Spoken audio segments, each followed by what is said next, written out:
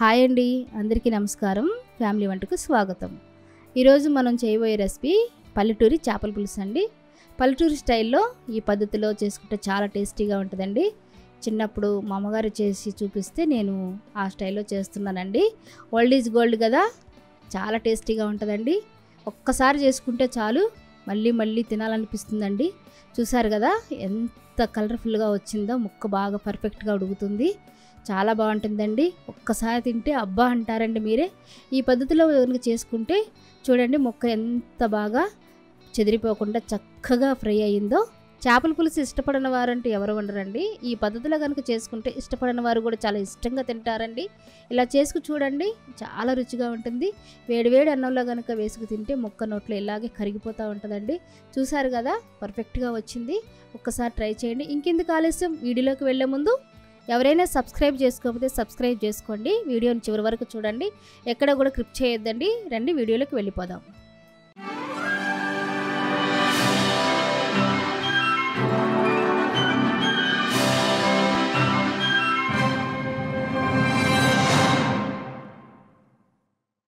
ఇక్కడ కేజీ చేపలు తీసుకున్నానండి.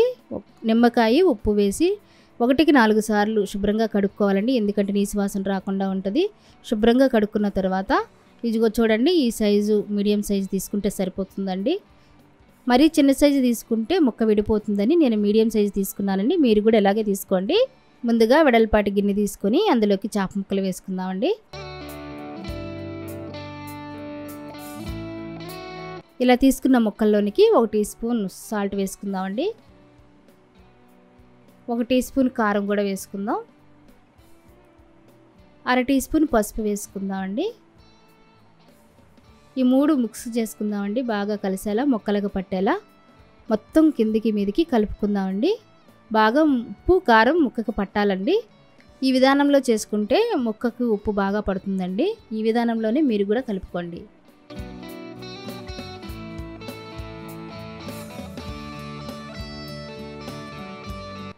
ఈ ముక్కల్ని 10 నిమిషాలు పక్కన పెట్టుకుందామండి. ముక్కల్ని పక్కన పెట్టుకున్న తర్వాత ఒక గిన్నెలోనికి నిమ్మకాయ సైజ్ అంతా చింతపండు తీసుకొని ఒకసారి వాష్ చేసి మళ్ళీ మంచినీళ్ళు పోసి నానబెట్టుకోవాలండి. ఇప్పుడు స్టవ్ ఆన్ చేసి ప్యాన్ పెట్టుకొని 4 నుంచి 5 గిన్నెల వరకు నూనె పోసుకుందామండి.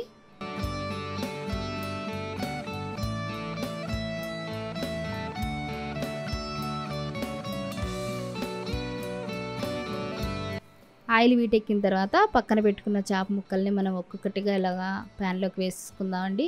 ఒకదానికొకటి అంటకుండా వేసుకోండి. ఎక్కువగా డీప్ ఫ్రై అవసరం లేదు, తక్కువ ఆయిలే వేసుకున్నాం కాబట్టి. ఎందుకు ఫ్రై చేస్తున్నానంటే ముక్క పులుసులో విడిపోకుండా ఉంటుందండి, చాలా టేస్టీగా ఉంటుంది. డైరెక్ట్గా ముక్క వేయకుండా వేస్తే అంత రుచిగా ఉండదు. ఇలా కనుక చేసుకుంటే చాలా టేస్టీగా ఉంటుంది. ముక్కలోనికి నీరు కూడా వెళ్లకుండా పర్ఫెక్ట్గా ఏగుతుందండి. బాగా డీప్ ఫ్రై అవసరం లేదు, మీడియం ఫ్రైయే మనం చేస్తుంది కూడా. తక్కువ ఆయిల్ వేసుకుని అలా సిమ్లో పెట్టుకుని వేపుకోండి.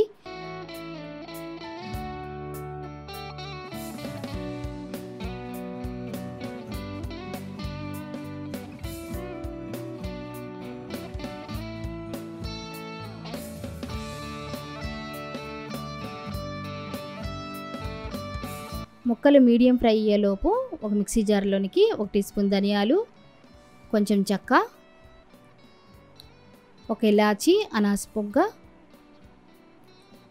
4 లవంగాలు, 1/2 టీ స్పూన్ జీలకర్ర, కొద్దిగా వెల్లుల్లి రెమ్మలు వేసి ఇవన్నీ మిక్సీ పట్టుకోవాలండి.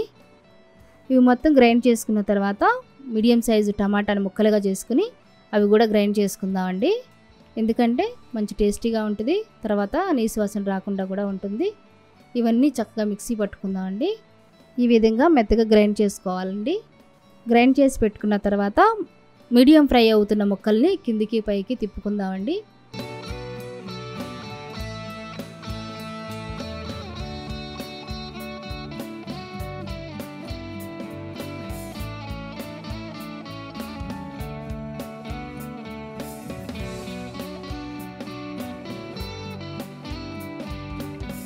ఎక్కువగా ఫ్రై అవ్వాల్సిన అవసరం లేదండి, ఈ విధంగా ఏగితే సరిపోతుందండి. పక్కన పెట్టేసుకుందాం తీసి. ఇప్పుడు చేపల పులుసు రెడీ చేసుకుందామండి. ఒక కళాయి తీసుకుని సన్నగా తరిగి పెట్టుకున్న ఉల్లిపాయ ముక్కలు కప్పు, తీసుకుందామండి. అందులోనికి పచ్చిమిరపకాయ ముక్కలు, కొద్దిగా కొత్తిమీర, కొంచెం ఒక రెబ్బ కరివేపాకు, ముందుగా గ్రైండ్ చేసి పెట్టుకున్న మసాలా పేస్ట్ కూడా వేసుకుందామండి. ఇప్పుడు ఒక స్పూన్ సాల్ట్ వేసుకుందాం, ఒక స్పూన్ కారం, అర టీ స్పూన్ పసుపు, ఒక కప్పు ఆయిల్ వేసుకుని బాగా కలుపుకుందామండి.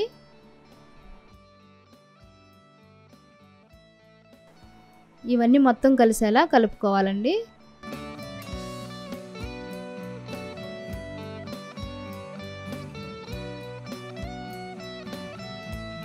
చూసారుగా కారం సరిపోలేదు, కొద్దిగా కారం కూడా వేసుకున్నానండి.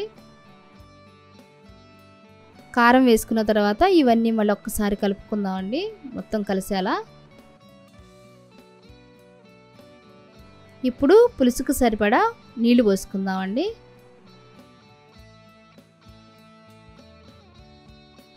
చూసారుగా కారం ఉప్పు అన్నీ పర్ఫెక్ట్గా వచ్చాయండి. ఈ విధంగా పులుసు రెడీ చేసుకోవాలి. ఇప్పుడు స్టవ్ ఆన్ చేసి రెడీ చేసి పెట్టుకున్న చేపల పులుసు హై ఫ్లేమ్లో ఉడికించుకుందామండి మూత పెట్టి.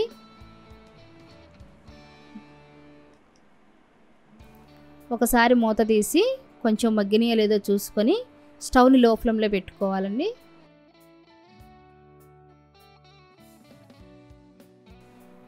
ఇప్పుడు మీడియం ఫ్రై అయిన చేప ముక్కలు విడివిడిగా వేసుకుందామండి.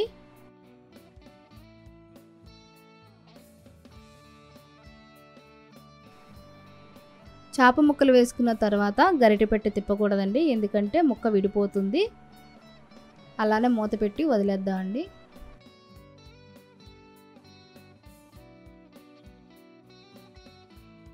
రెండు నిమిషాలు ముక్క ఉడికిన తర్వాత మూత తీసుకుని ఇంతకుముందు నానబెట్టుకున్న చింతపండు పులుసుని ఇందులోకి వేసుకుందాం.